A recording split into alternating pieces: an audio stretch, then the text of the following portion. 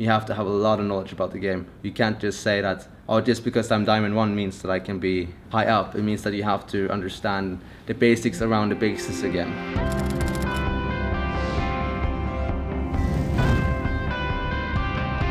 So my name is Christopher René Utama Odland. A normal day starts out with me preparing the games.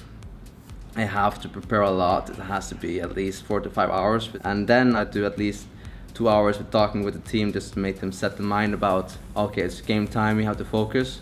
My name is Norbert Akerboom. I play jungle for Team ECVisualize. Yeah, I just take care of others and I put my own needs below others mostly. Kind of the father role, I would say, the taking care of the rest and being the mature guy. My name is Job Goossens and my in-game name is Sliver. Well, it can be a good thing but a bad thing as well. I overthink a lot. I think a lot about every scenario that can happen. So even every game that I play, I already think what's going to happen, what can go wrong. Most players, they just play the game and then see how it goes. But I already like to think of multiple scenarios to see where it's going to end up to. My name is Simon Svensson and I play top lane for ECVisualize in the ESL Benelux tournament. I talk a lot, like all the time if I play. If I didn't play top lane, I would probably be like high. Like I would shot call for sure, but since I'm at top lane, I can't speak as much as I probably should. I started gaming from when I was 6, when I got a Game Boy Color for my birthday. And I remember staying up all night playing Pokemon Blue, hiding it under my bed. But my favorite games of all time, or the games I played the most, are probably Pokemon when I was really young, and then I went into World of Warcraft when I was 10. It was mostly like educational games because my mom and my dad were like, yeah, you have to do at least something educational if you play on a computer. And afterwards I rolled into more like RuneScape and then Soldier Fun, of course, a bit of CSGO. And then eventually I ended up with League of Legends. When I became a coach, it was 2011. I started out in Indonesia. It was actually quite random. I was picked up by some friends of mine down there. They were at the internet cafe. It was simply like, oh, we see that you play high elo, you want to coach us? So I was like, oh, why not? It would be interesting to actually start out doing something fun. And then I started out coaching them for I think it was 6 months. And then they went into the GPL, that is a professional league down there. And then after that, they skyrocketed up. My first actual competing match was playing Counter-Strike. I used to play Counter-Strike competitively. It was at Drachten, it was a LAN, The Reality. It was my first LAN and I think it was 13 years old. And I didn't really end up high, but that's where my kind of inspiration came from, like my competitive instinct to always improve and get better and stuff like that. It wasn't a pro game, but it was like the first time I competed was when there was a LAN in my town. It was quite big. It had like 200 people there, and we were like friends just playing for fun and wanted to compete and thought we were the best team, but clearly we weren't. At least what I think was at Gamescom 3 years ago when I had to play versus X and X's. That's the Roccat team right now in the LCS. And that felt for me like the real first pro game. Of course you play online, but online it never really has the competitive feeling that you have on stage. So yeah, that was my first real competitive environment. I joined ECVisualize I think around December last year. We got in contact. We put together a team and we played 2 LANs. We kind of split up, and then lately we've been forming a new team where we play in the ESL Benelux League.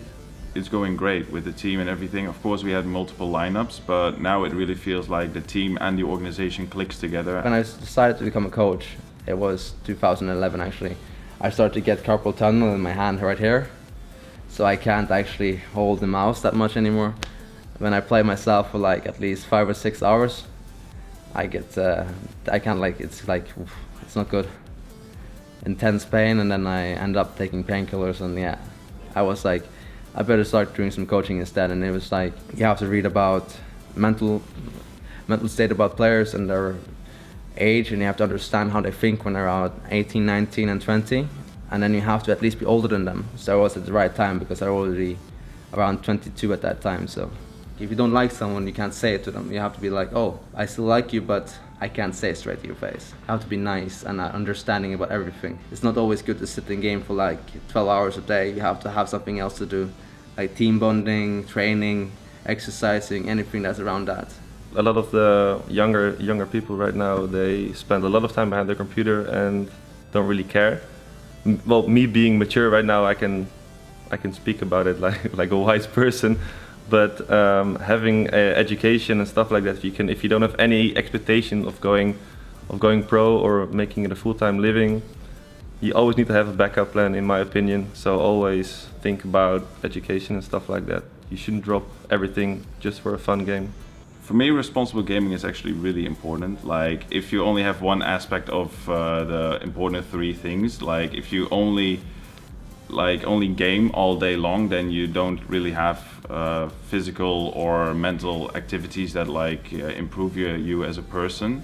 So I think it's really important to have a balance in your life, that you at least go to school or do some sports, and then you can make gaming better for yourself as well. Because if you don't have physical exercise, then you can see in your gaming that you either feel really bad or just don't play as good as you normally do.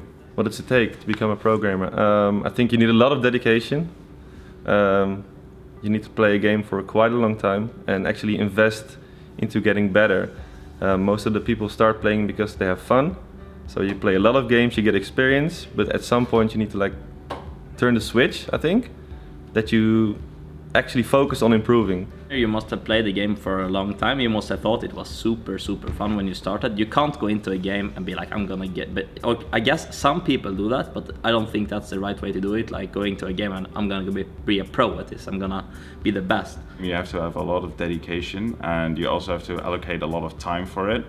Because if you don't have those 2 things, then you already lack in what other people do. Like other professionals, they play 8 hours a day, they then do some sports, and then they analyze their games. And if you don't do the basic things like invest time and dedicate and love to play the game, then I don't think you can become a real pro gamer.